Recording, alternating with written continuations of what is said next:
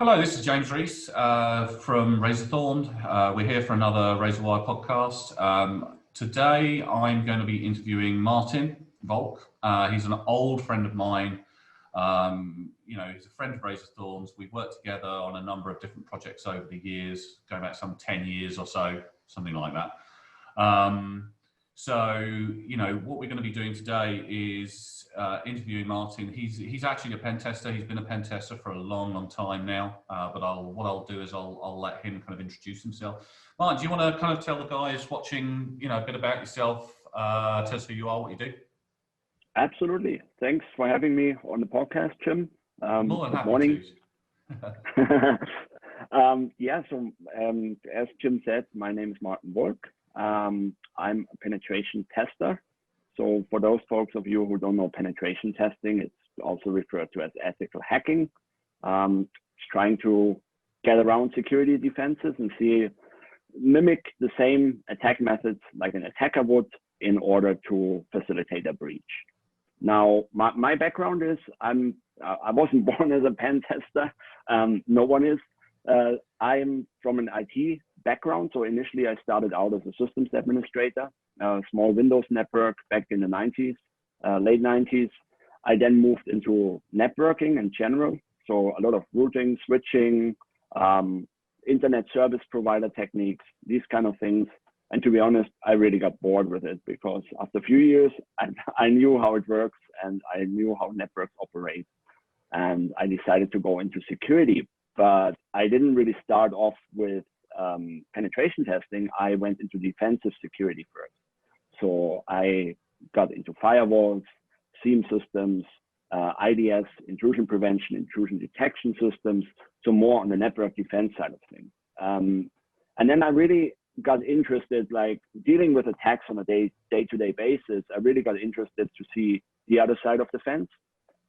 This is when I started developing a keen interest in penetration testing and actually what do the hackers do, what do the attackers do, and what we are trying to prevent. So I always try to sit on both sides of the fence. And that really helped me, because you can start a career really like as a penetration tester, but I believe it's better to, first of all, understand how a regular system should work, and then take these skills and then try to make it secure and then try to hack it, if that makes sense. So that was pretty much, I would say 2008, 2009, when I actually really started with penetration testing. So it's more than 10 years now. And I really enjoy it because it's a very diverse field and there's always new things to learn and there's always new challenges. And if you overcome a security barrier, then you're really happy. You get a little adrenaline rush. How did you kind of like transition? I mean, you mentioned that obviously you've got a keen interest in security and you've been doing the kind of techie stuff for a while. I mean, when you finally sort of said, you know what, I'm going to go into security, you went into security and then you kind of shifted into pen testing. What kind of pushed that change into pen testing and how long did it take you to kind of feel that you'd gotten the skills that you needed in order to perform the job at a level that you found, acceptable and adequate to be able to sort of facilitate sort of either the people you worked for at the time or the customers or however it went for you? What was that process? The process really was like back in the days, I was working for a company called Motorola, and I was on the defensive side. I was on the firewalling team and on the IDS, IPS team. And there were a lot of attacks, like an increase in attacks happening all the time. And I really wanted to understand from a defensive perspective, what are these guys actually doing? Like, what is a slow Nmap scan? Like all these alerts, all these log files you see in the firewall, you try to correlate in a SIEM system. Like back in the days, it was like Cisco Mars and, like all these kind of things. And I really wanted to understand, like, not just seeing log alerts or, here's a TCP SYN attack or whatever it is, but I wanted to understand what's the purpose of this? What are these guys trying to achieve? Like, is this just someone who is just scanning randomly, or is it actually a targeted attack, or do they have more sinister reasons behind these scans? And this is really when Google came to help me, because I started Googling these alerts and I started stumbling across hacking boards and penetration testing boards. And eventually that led me to a website called Offensive Security. Back then, now it's like one of the market leaders, but back then in 2008, it was there, but it was not that well known. And the whole pen testing industry wasn't that developed. And what I've done is I looked at what kind of courses they offer. So it was called Backtrack back in the days. That was prior to Kali Linux. And then I said like, hey, this is interesting. They're actually going to allow you to learn pen testing from the scratch. The prerequisites were fairly modest. So you should know basic IT systems and basic IP addressing. And so nothing really out of the ordinary, but they teach you the whole thing from the beginning. It's online, it's not a classroom training. And I was like, hey, that's cool. I sign up for that, especially because they provide you with virtual servers where you can actually, in a lab environment, use attack tools and see how far you get and how to do things, right? Because the last thing you want to do is you don't want to attack a live system on the internet, because that could get you in legal trouble. So yeah, it's probably not a good idea to do that. But this is really how I made the transition. I mean, to be honest with you, it helped me a lot because I had a fairly decent background by then around network security and how protocols operate and what the port numbers are. And, you know, these are all things which are kind of assumed when you become a penetration tester. That you can only be a really good penetration tester if you understand how the system is operating in a normal state. So there's a common misconception that you can start off a pen testing career right like this, you know, and you will be an expert pen tester in a few months or in a year or something. It's probably not the case, because you really need to understand the underlying fundamentals first. And I had that covered due to my previous work experience. So it wasn't too hard for me to make that transition. So, I mean, you know, again, it's very much, by the sounds of it, you know, some of the ways that you got in was by kind of self-learning. You didn't learn from a course necessarily. You know, it was a lot of kind of trial and error and seeing attack patterns in your daily life and thinking, oh, how did they do this? Having a look at what was available for you at the time, and then kind of analyzing it and moving on, playing with the tools in a very closed environment. You're absolutely right. Never, by the way, anybody watching this, never uses hacking tools on anybody. Always do it on a test environment unless you got the okay to do that. Just don't do that. I mean, is there any kind of like significant kind of courses or anything that people who are looking to get into pen testing, if they do have kind of this background, that you could kind of recommend that people look at? Absolutely. So I mean, this is again a lot easier these days than it was for me 12 years ago, because you have a lot more offers out there and a lot more educational providers than back in the days. So back in the days, you really had like the EC Council, which is the Certified Ethical Hacker as a start, or the Licensed Penetration Tester. So those are two kind of certifications. There is official courses for that. So there's classroom courses, or now in COVID times, online courses as well. The certifications, like the Certified Ethical Hacker, has mixed results in the industry because it's a fairly theoretical exam. So it doesn't really make you a pen tester. However, I still recommend going through that material and doing the exam, because it covers a lot of the basics. It covers a lot of those concepts I was mentioning earlier, you know, like the real basics, like how does a SQL injection look like?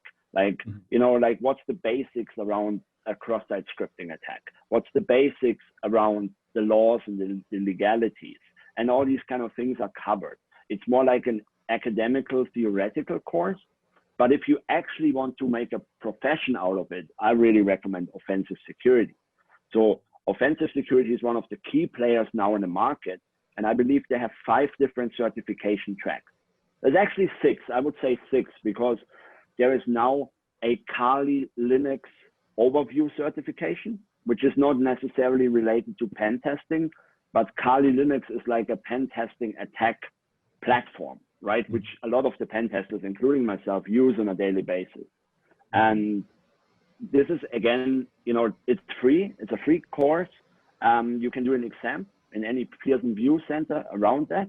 And I think the real value in that is that you get used to the Kali framework and to the Linux operating system, and you know, all these kinds of things you can do if you're coming from the desktop world, from the Apple Mac or from the Windows world.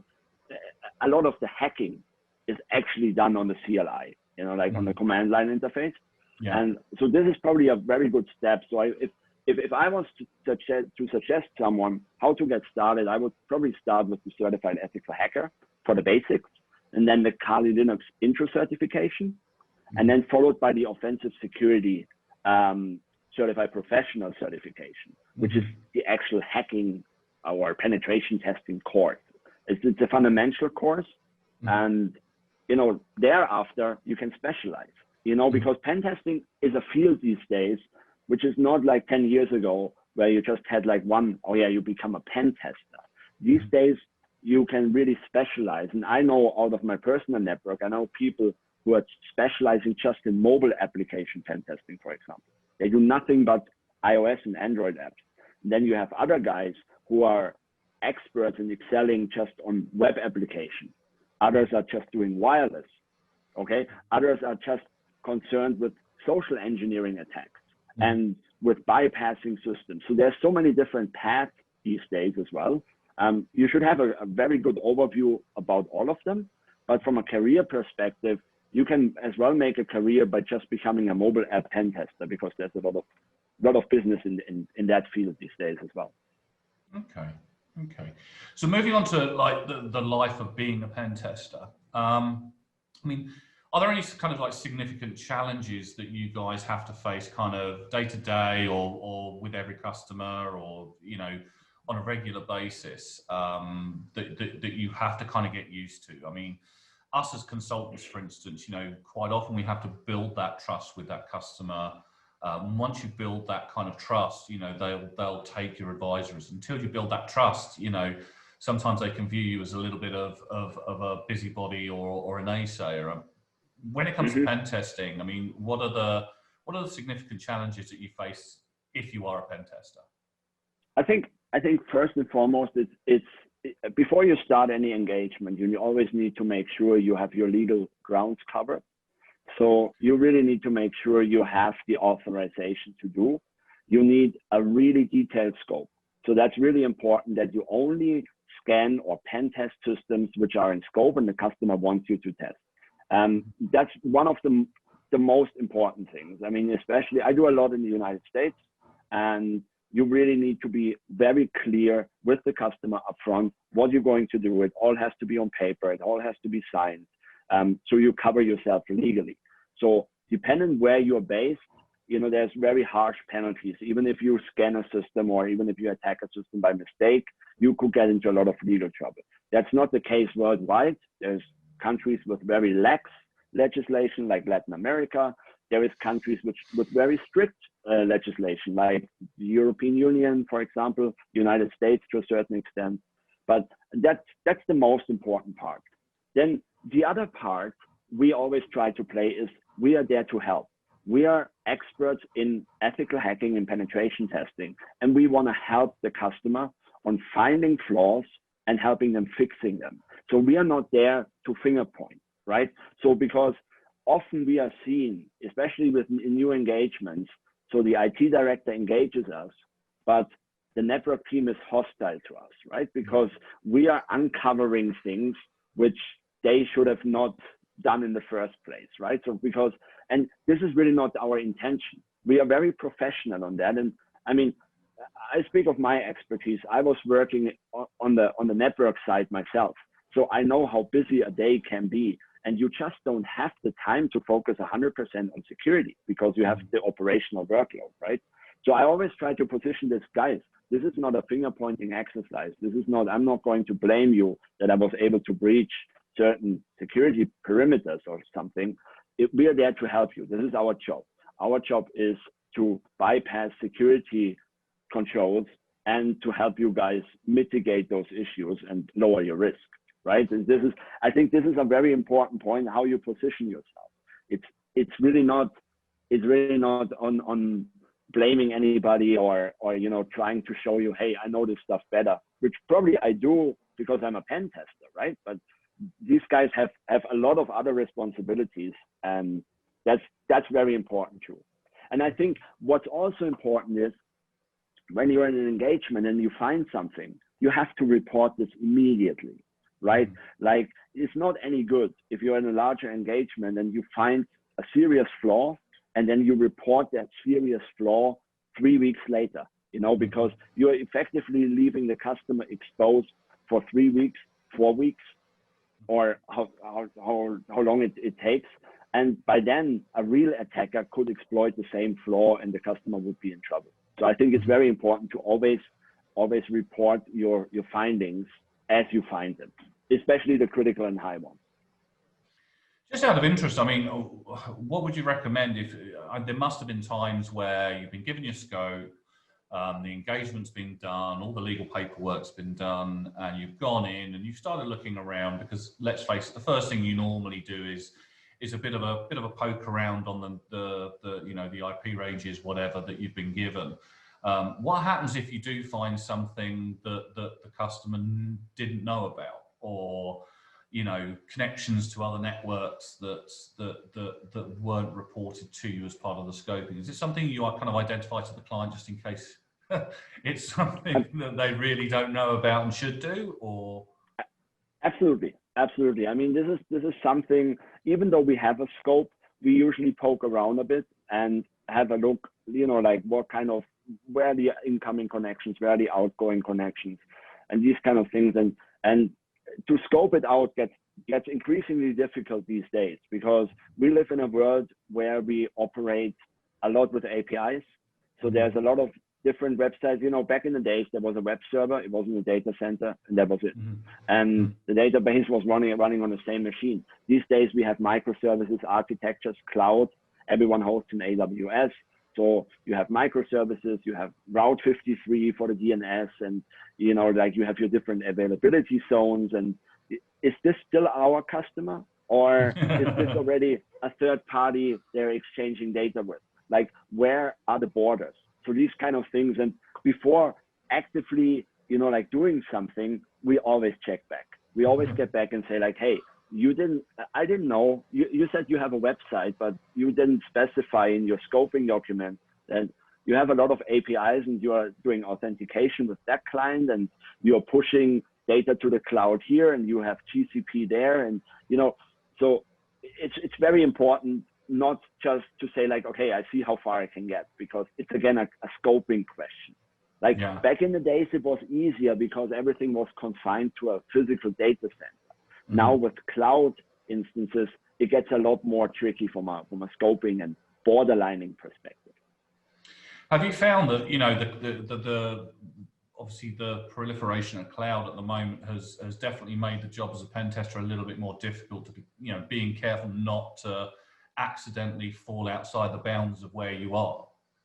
100%. Yeah, the cloud makes it more challenging from that perspective, because the borders really become blurry. As I mentioned, like with APIs and third parties, and a lot of these modern applications are exchanging data on a regular basis with other websites, whether this is like an e-commerce website, for example, and then there's a third party out there.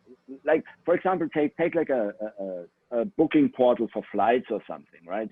So almost certainly there will be APIs to different airlines to make the booking, to get the latest pricing. Like, if you look at flight scanner or something, oh God, it's going out everywhere and it's just pulling the prices in real time. And obviously, you're not, even if you do the pen test for flight scanner, you're not supposed to pen test British Airways at the same time, for example, right? Yeah. So, BA, yes. Let's not go down that rabbit hole at the moment with what's happened to them recently. Yeah, it was a bad example. I know, it's a good example, but I mean, at the end of the day, I mean, so do you see any kind of real barriers of entry for real newcomers? let's say somebody's coming out of university, maybe they've kind of done a bit of a kind of first line support job, maybe they've gone into second line, and they've decided, you know what, I want to go into infosec and I really want to be a pen tester. I mean, are there any kind of real barriers that these guys or girls are gonna find when they start going down this route that they have to kind of overcome? Is it a case of, obviously once you've done the courses, I think one of the biggest challenges for anybody in any discipline, especially in infosec, is to get that first job. But I mean, do you see any massive barriers that people just need to be aware of?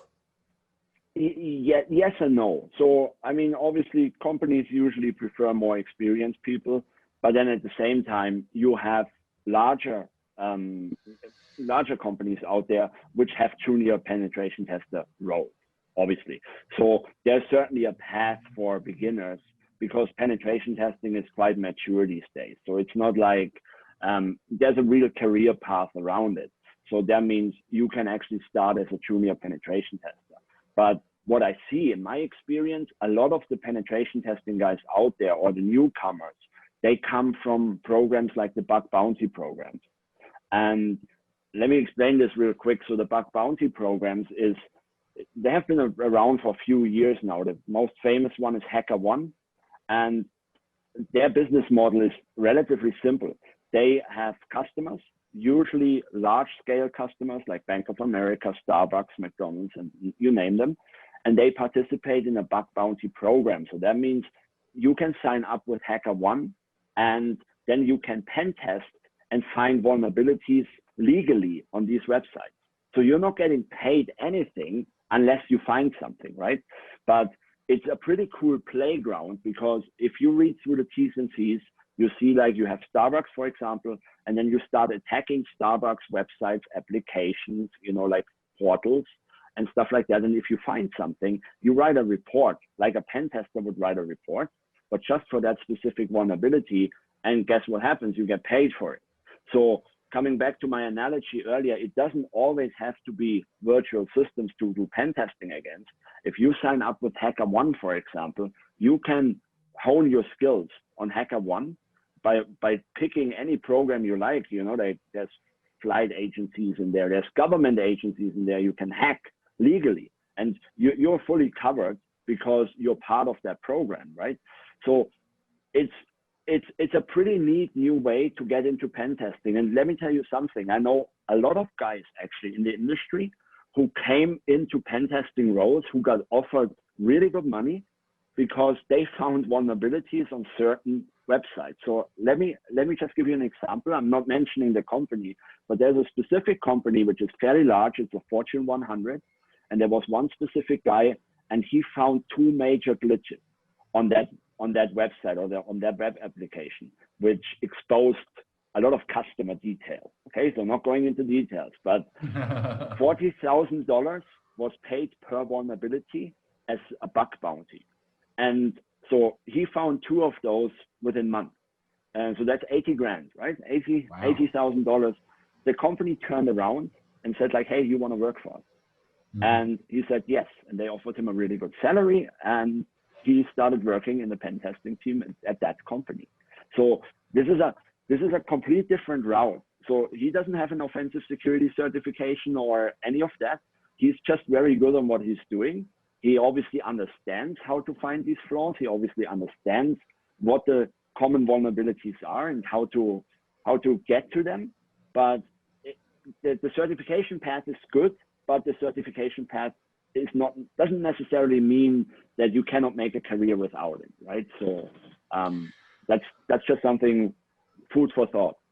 That's a really unique way of getting into a trade, really. I mean, again, when you're a consultant or you're doing compliance or you're doing governance, that kind of thing, all the key thing is about getting that first job or getting in with somebody who can mentor you and then kind of recommend you to people. But I mean, that's awesome, being a pen tester and being able to go and hone your skills. I take it there's a pretty strict code of conduct to what you can and can't do, like no DDoSing and stuff like that. But the ability to go in, find some actual potential glitches and actually getting paid for it and then getting a job off the back of it. I mean, that guy must have been really happy, new car, down payment Oh yeah, on a mortgage, and boom, he you bought got a his, job at the end of it as well. he bought his new car from the first bug bounty anyway. So. Well, maybe I should be going and doing that then. So, Yeah. you know, moving on from like the barriers, I mean, is there any kind of like significant milestones throughout your pen testing career? I mean, when people kind of first get into it, you know, again, from the consulting side of things, normally you've got like a 5-year period where, you know, you'll work for 1 or 2 different companies, you know, you get that experience behind you. So when people start looking at your CV later on down the line, it makes it a lot easier for you to get those kinds of roles. I mean, you know, some of the things that we have here, obviously for pen testing, is things like Crest and Check, and you know, got the Tiger scheme as well, and you know, those we haven't mentioned as of yet. But you know, what milestones and what should people be targeting for that kind of mid part of their career? So they've got in, they're just kind of starting out, they've reached those gone over those first hurdles, and they're looking to kind of really make a go of it. I mean, what milestones would you say are there? What would you recommend? I would say, you know, you should decide fairly early in your career path. Once you get a good overview, what's the kind of technology you want to specialize in? And, you know, I mean, my recommendation at that moment is either web application or mobile application.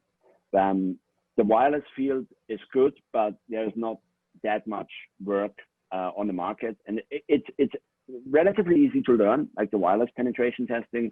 But then now with COVID times, a lot of offices are shut. We don't know what's happening in the future. You know, will people return to offices as we did prior to COVID? So that may have an impact on the whole wireless infrastructures, because people will be working from home more, right? So I wouldn't choose this as a full career path, but mobile applications, web applications, you really need to make that decision. You cannot be, at the end of the day, you cannot be an expert in all these fields. Like a good pen tester can always pick things up and learn new things. That's important, but you should really have a focus. It's the same like in networking. There's firewall engineers, there's core router engineers, there is core, you know, wireless engineers, there is collaboration and voice over IP. So those are different career paths. And the same is really in pen testing. You also have to consider where you're based or where your market is. Let me rephrase that, because I'm based in the Americas, but I do bits and pieces in the UK. I do bits and pieces in the US. I do bits and pieces in Singapore, for example, right? But some people say like, hey, my market is, I'm in the United Kingdom. I want to focus on the UK. I will work for UK companies, whether it's as a contractor, whether it's as a permanent employee. But then you need to consider locally significant penetration testing certifications and accreditation, right? So you mentioned, for example, Crest. Crest is like the framework in the United Kingdom. So if you talk Crest in the US, no one knows about it, right? So it's very, I mean, it's getting more grounds in Asia now. It's getting more grounds in Australia, for example. But in the United States, pretty much no one knows what Crest really means, right? Because in the United States, you have, everything is aligned to NIST and DoD. And then you drill further into it. So they talk about offensive security. It's like one of those benchmarks. You will have GIAC in the United States, which is another pen testing course certification provider. Those are really like the benchmarks in the States. So the bottom line is, I mean, you can work in the States or you can live in the States and work in the UK, but you still need to get the Crest, right? Like you just need to do what's right for the local market or for the market you're going to engage in. And, you know, like the certified ethical hacker, even though I'm not a big fan of it, I'm not a big fan of it from a technical hands-on perspective and what you learn there, but it's a good conceptual certification, and it's actually highly regarded both in the private industry as well as in the government industry. So you often find government jobs where it says like CEH preferred or, you know, CEH mandatory. And you find those kind of things in job applications or in contract applications. And it doesn't mean you're a pen tester, right? But you tick the box, one more box on your application or on your route towards a job. And I think this is something that I feel quite firmly about with certifications myself. I think that, you know, they're very, very important in the early parts of your career to help with career progression. But I mean, when you get a bit old in the tooth, a bit long in the tooth, and you've been doing this for like sort of 20 years, like I've been doing infosec now for 25 years.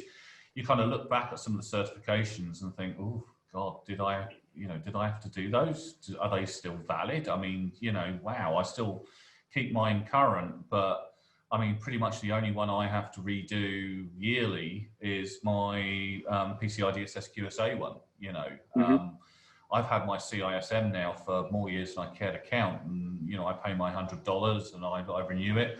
I have no idea what the current curriculum is for it. You know, it's probably very different now than it was back then, but I still have it. You know, so I mean, you know, when it comes to skills, I mean, let's turn away from certifications a little bit. Is there any kind of like soft skills or things that you would recommend any upcoming potential pen tester should learn? You know, I mean, I've always been a big one when it comes to, you know, just general infosec about, you know, the mindset, you know, Schrodinger's cat, Occam's razor, when you're doing investigations, you know, it's all really about the mindset. Yes, there's process and procedure and stuff behind it, but you know, if you've got somebody who doesn't have a mindset, will they find it more difficult to be a pen tester? You know. Yes, 100%. They will find it more difficult. I thought you'd say that. I think the mindset is probably the most important part of being a successful penetration tester, because it's all about thinking out of the box, right?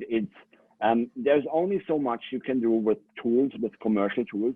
I use them, they're useful, and they, you know, cut the time. But running a vulnerability scanner, take Burp for an example. Burp is a web application vulnerability assessment tool. The professional version has like a vulnerability scanner.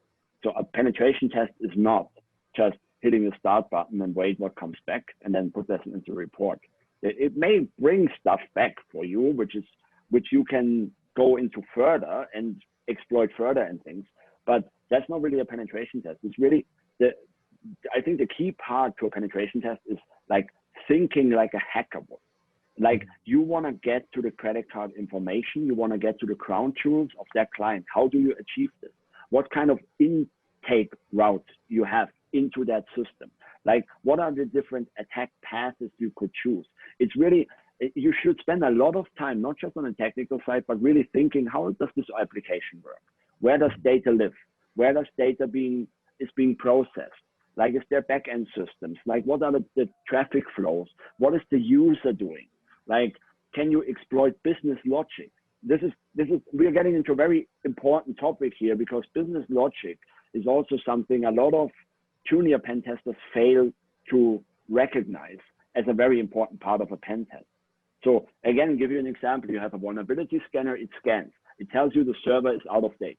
Server has bad patching levels and has not been kept up to date, and weak ports are open on the perimeter. Fine. Okay, these are all valid points. But what a vulnerability scanner does not tell you is logical flaws in the application, for example. So let me give you a brief example. Shopping cart, right? We all know those shopping carts, and you have like the plus and minus buttons.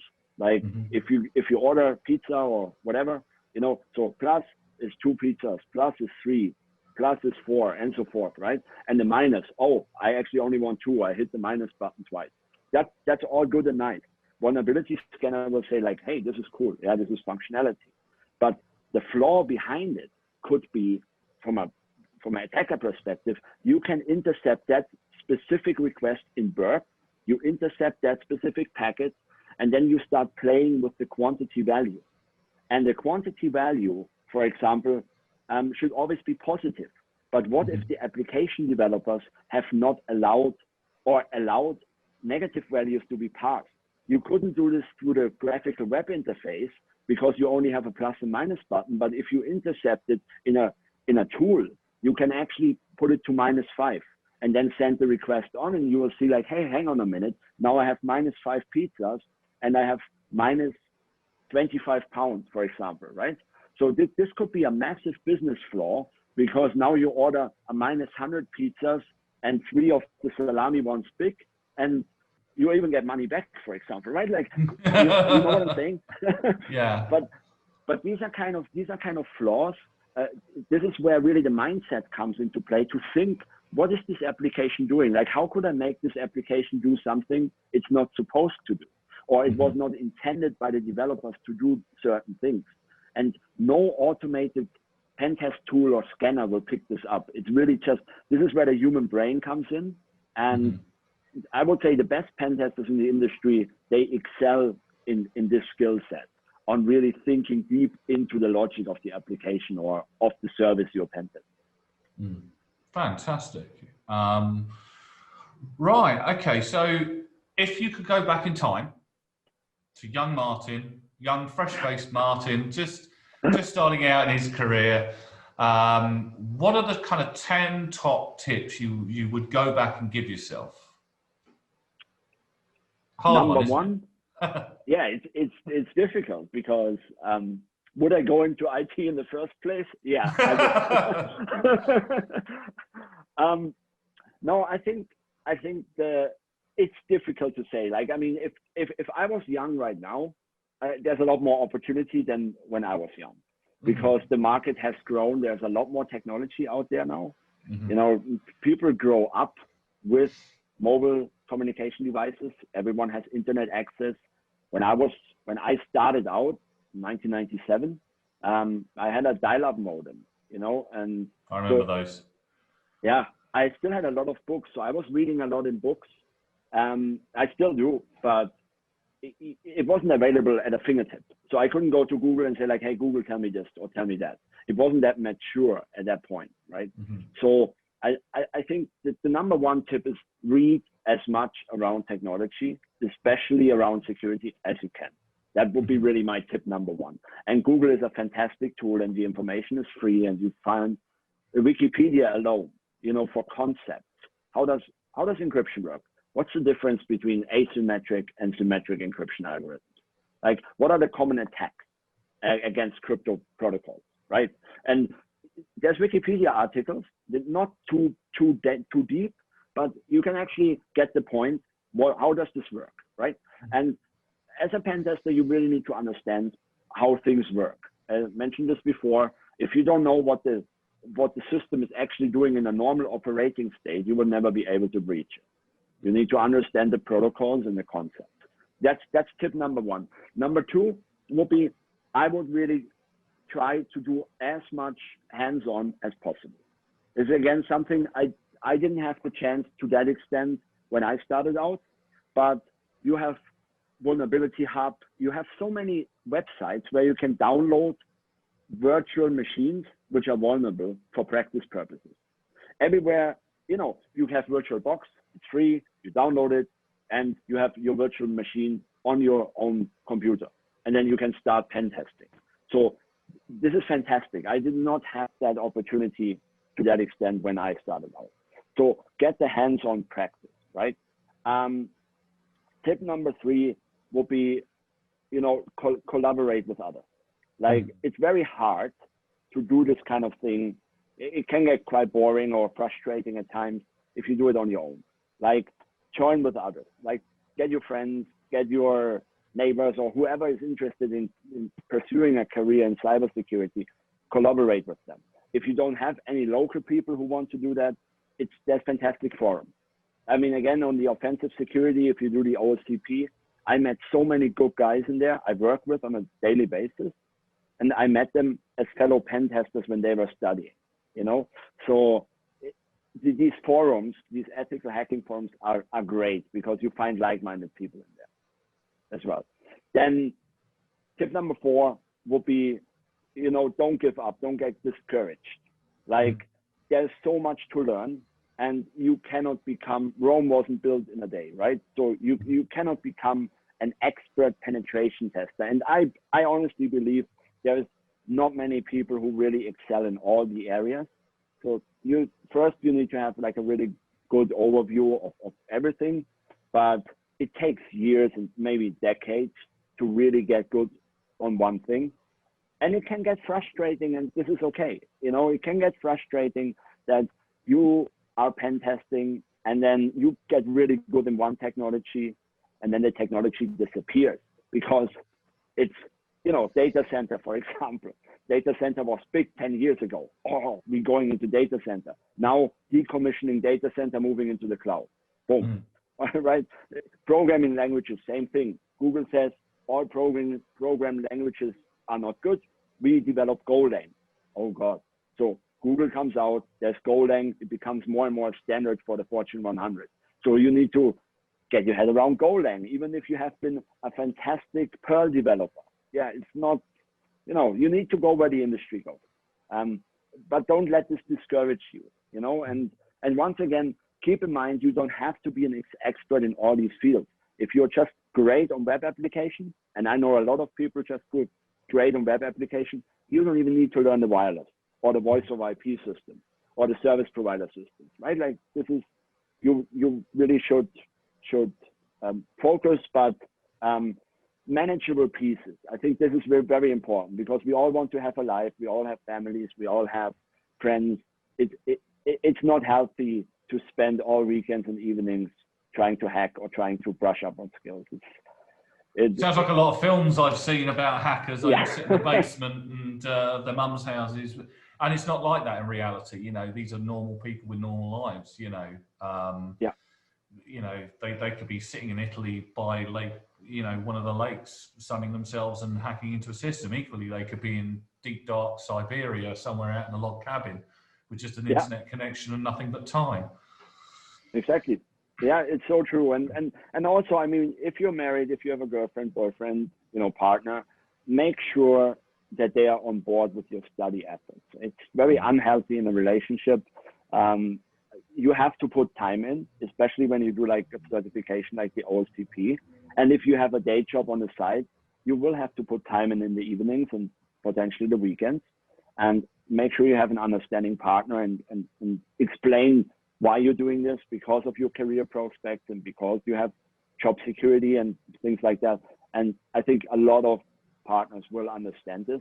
I had a very understanding partner when I went through all my certification programs and crazy weekends and crazy evenings and all these kind of things. But that's very important, you know, because we're doing this for a reason. We want to advance our career, and you need to study for it. So it's just challenging, you know, when you have a daytime job and you want to study, and at the same time you have a family, you have kids, and you know, everyone needs attention. So managing time is increasingly complicated these days. Yeah, I know that one. Yeah, no, and it's believe in yourself, you know, make sure everyone can do this. This is not something which is rocket science, or only if you have a Harvard degree or you studied, you know, like information security and have like a master's and stuff. It's simply not true. This is like, I know people who come from the university path, who have a university education, college education, but I also know people who had no high school or higher school education at all. And they're all self-taught and then went down the certification path. That's very applicable and very possible, even for people who are now thinking, hey, I'm in this dead-end accounting job. Not that I have anything against accountants or something, but I just want to change the career path. And COVID hit our industry. I'm a travel agent, or I work in a certain industry which is very hit hard by COVID. I want to make a career change. I want to go into information security, where I can work from home, where I can do all my stuff from home. Don't get discouraged. Everyone can learn this. You need to study, but it doesn't mean that you need to have a high school diploma or a university certificate in order to get into that career. Just do it. If that's what you want to do, just go and do it. I totally agree. You know, I know people with university degrees that, you know, I really wouldn't trust to secure anything. You know, I wouldn't trust them to secure my car. But then, you know, I also know people who come from literally nothing. They you know, half of them may not have even finished kind of high school, you know, and they're some of the best people out there, you know. It is what it is. But anyway, thank you ever so much, Martin, for joining us. It's been absolutely fantastic to talk to you. I can see your earpods have probably given up. But they have given up indeed, and it's not jumping back to the ear.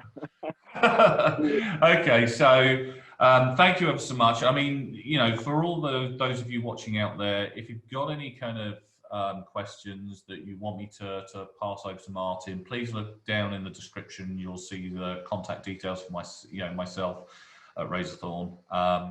Please feel free to subscribe and like and press the notification bell.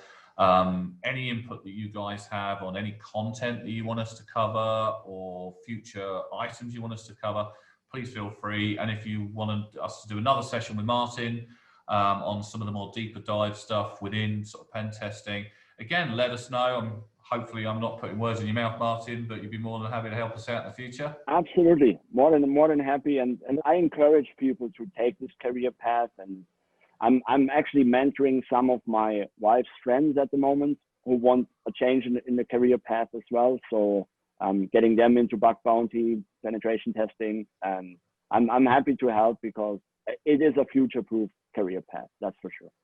Absolutely, totally agree. So thanks for everybody. Thanks for watching, and we'll see you again soon. Cheers. Thank you, Jim. Cheers.